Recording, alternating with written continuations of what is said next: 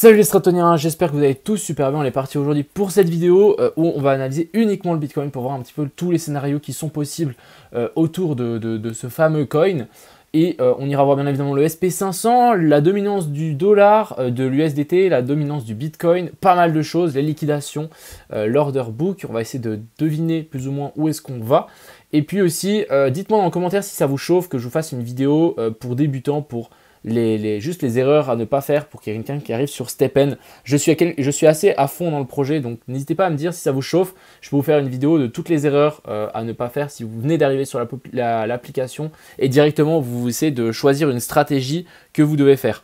Donc voilà. En tout cas, moi j'essaie d'être à fond dans l'app et je fais ça la plupart de mon temps actuellement.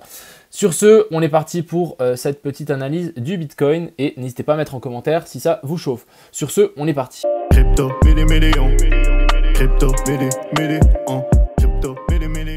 donc hier, on disait qu'on était dans une zone critique et une zone clé. On l'est toujours, même si on est descendu un petit peu plus bas. Pour le moment, ça va. Si vraiment on commence à décrocher plus bas que ces niveaux ici, ça commencera à sentir un peu mauvais, même si on a quand même des confirmations plutôt bearish pour le moment.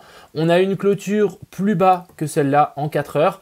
Ok, c'est déjà mauvais signe, mais ça va. Étant donné qu'on n'était pas venu faire un nouveau sommet ici comme l'Ether, si je vous repasse rapidement sur l'Ether, ici vous voyez qu'on a fait un nouveau sommet par rapport au premier. Et ensuite, on est venu faire une clôture en dessous, ce qui est bien plus moche que en fait le Bitcoin, ce qui nous a fait. On a bel et bien fait un top plus bas que celui-là et là on a fait un bottom plus bas que celui-là, donc ça pourrait aller, on pourrait être dans une potentielle ici A, B, C pour ensuite repartir vers le nord, c'est ce qu'on verra ensemble.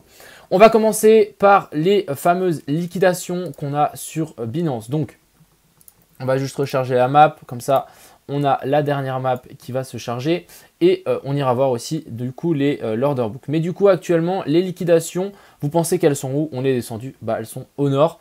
Et ça, c'est une raison de plus qui pourrait nous dire, ok, on va sans doute venir chercher et grimper vers le nord. On va juste attendre que ça charge ici. Si on voit bien qu'on a vraiment un pic de liquidation au nord comparé aux petites liquidations qu'on a vraiment à 30 000, là, on a vraiment un gros paquet qui se situe au-dessus. Donc, actuellement, le Bitcoin, à mon avis, devrait, si on se base uniquement sur ces liquidations, grimper et venir chercher jusqu'environ, pourquoi pas, vers la zone des 46 600, venir chercher vraiment tous ces tops ici, ce qui pourrait vraiment nous donner un autre élan pour s'envoler. Du côté ici de l'order book, donc des choses assez intéressantes. Binance Future ici qui bloque vers le nord et qui sont aussi un petit peu vers le sud. On a eu pas mal d'ordres fake ici sur la descente. Ce que je trouvais assez intéressant, c'est sur Bitfinex. On a énormément en fait de volumes qui sont rentrés. Ici, on voit qu'on a un pic de volume qui est arrivé pile au moment où on est descendu. Et du coup, c'est qu'on est tapé, vous voyez ce pic de volume, on a tapé dans des murs d'achat ici. Et ici, on peut se dire, avec les pics de volume vendeurs, on peut se dire que en fait, c'est des ordres ici qui sont passés. Donc, il y avait des ordres d'achat, il y a des gens qui ont vendu dans les ordres des whales. Ici, on voit bien qu'on a tous ces ordres des whales, comme ce qu'on avait eu ici. Toute la whale ici qui avait placé tout son bloc. Et boum, vous voyez bien qu'ici, on avait des pics d'achat. Donc, ça avait acheté tous ces ordres. Et ça, on peut en déduire que finalement, c'était pas des ordres de spoofing, donc pas des faux ordres. Et ça, c'est plutôt bon à savoir. Ça veut dire qu'il y a des whales qui ont rechargé le bottom. Et ça veut souvent dire que ils vont essayer de tout faire pour repousser le cours vers le nord. Du côté de Binance FTX, en spot, il n'y a pas grand chose. Et sur Binance Future, comme j'ai dit, donc ça bloque un petit peu au nord. Franchement, je me méfie parce que la plupart du temps, là, les ordres qu'on a sur Binance, c'est des ordres de spoofing. Dès qu'on se rapproche, ils disparaissent. Ici, ça a disparu. Ici, ça a disparu. Ici, ça a disparu. Donc, on va encore se méfier et prendre ça avec des pincettes. Donc maintenant sur ce Bitcoin, on est sur la EMA200 ici en 4 heures. Pour le moment, on l'a récupéré, c'est très très bien. Ici, on voit bien qu'on a fait une clôture et là, on est en train de faire un retest. Même chose pour la EMA200 en 12 heures. Donc ici, on voit bien qu'on a fait une clôture en dessous pour ensuite la récupérer. Ça, c'est quelque chose de plutôt bullish ici pour le coup. Et ça peut potentiellement nous tenir comme support. Donc pour le moment, ça tient. La EMA200 en daily, elle est un petit peu plus haute. Donc on l'a vraiment traversé ici comme dans du beurre. Et ici, on avait pu voir que, comme j'avais dit, on avait un potentiel petit bear flag. Mais je pensais qu'on allait avoir une bougie rouge pour ensuite réavaler. Mais là, c'est pas du tout le cas. On a eu vraiment deux grosses bougies rouges bien plus puissantes pour le coup. Passons sur différentes charts. Donc ici, on est potentiellement en train de retester l'ancien W. Donc ça, c'est plutôt pas mal. Petit retest ici, ça tient. Donc ça, c'est plutôt cool. On a eu en petite time frame une inversion de tendance. Donc ici, on voit bien qu'on a fait une clôture plus haut que cette mèche. Donc ça, c'est très bien. Maintenant, ce qu'il nous faut, c'est aussi une clôture au-dessus de cette mèche-ci pour vraiment nous dire ok, on a fait ça, on peut redescendre pour ensuite repartir et vraiment s'envoler. Encore un truc, plusieurs trucs d'ailleurs à vous dire. Ici, il ne faut pas être devin pour se dire que là, il commence à avoir beaucoup de stops qui commencent à s'accumuler ici en dessous. On n'est pas venu une fois les chercher, donc sachez que avant de repartir, et si vraiment on va avoir une grosse bougie, on fera une belle mèche. Donc souvent, c'est des mèches trompeuses et boum, on repart. C'est souvent des jolies petites chasses au stop et des pièges. Donc on peut largement, et moi je pense qu'on fera un truc du style pour ensuite repartir. Pourquoi pas venir chercher ici vers la zone des 42 900 et des brouettes, juste passer sous les stop loss de tout ça et ensuite repartir. Je suis assez d'avis de dire qu'on a le bottom, il est pas loin. On n'est pas loin, ça commence à se former ici. Il y a quelque chose qui me dit qu'on n'est pas très loin. Mais encore une fois, prendre des pincettes, on a zéro confirmation pour le coup. Et ce qu'il nous faudrait, c'est une magnifique déjà réintégration de ce plus haut là. Donc déjà si on réintègre ce niveau, ça sera super. On a du coup ce potentiel scénario ici, correction en ABC. Donc cette fois on peut dire qu'on a une correction en ABC vu qu'ici on n'a pas fait un nouveau plus haut comparé à celui-là. Donc ça c'est plutôt très bon signe. Et ici on corrige, on vient travailler ici. On a réintégré le canal baissier. Et actuellement donc j'ai dessiné un pump. Je voudrais bien qu'on arrive à passer en fait au-dessus ici. Je vais vous dire les prix comme ça vous les avez en tête. Les 40 040. 44 040, si on arrive à avoir un truc par-dessus, on pourra estimer une correction un petit peu plus profonde pour ensuite partir ou directement venir chercher ici en bas et ensuite on partirait. Donc deux scénarios qui sont potentiellement en train de nous dessiner un bottom pour le coup, donc patience ici. De côté de cette petite analyse ici, pour le moment du coup on a réintégré ce range, on peut clairement dessiner et décrire ça comme une déviation et ça c'est plutôt mauvais. Donc ici en rouge on peut très bien dire que ça c'est une déviation, on l'a réintégré et que maintenant la prochaine zone c'est revenir chercher le bas de range qui est ici.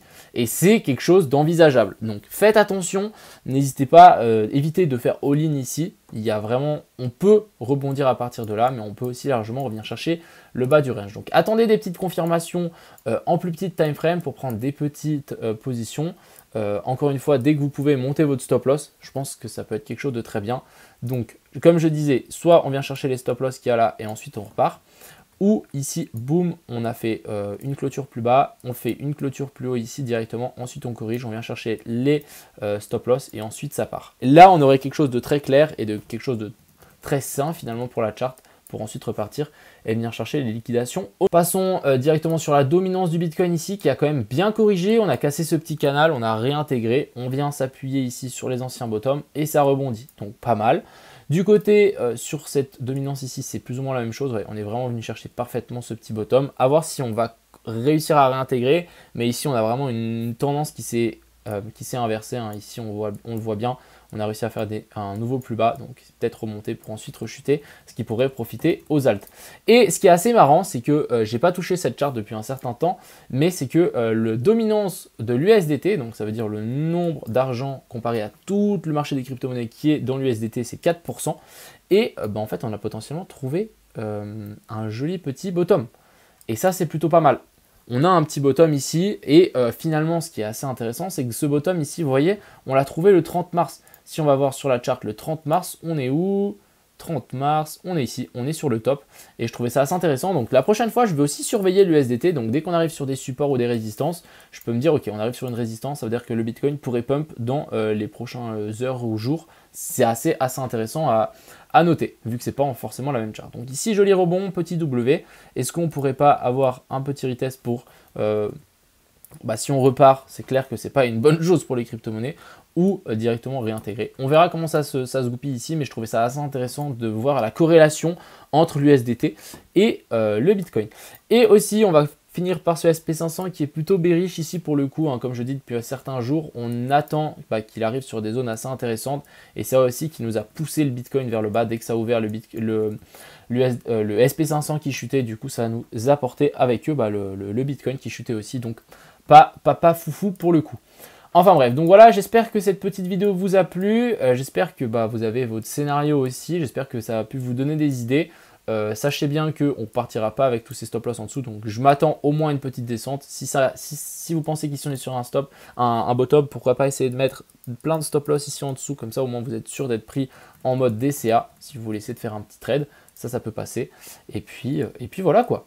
Je vous souhaite une agréable soirée. N'hésitez pas à vous abonner, à mettre un like. N'hésitez pas aussi à me dire pour Stephen. Et puis on se retrouvera demain matin à 10 h en live. A plus!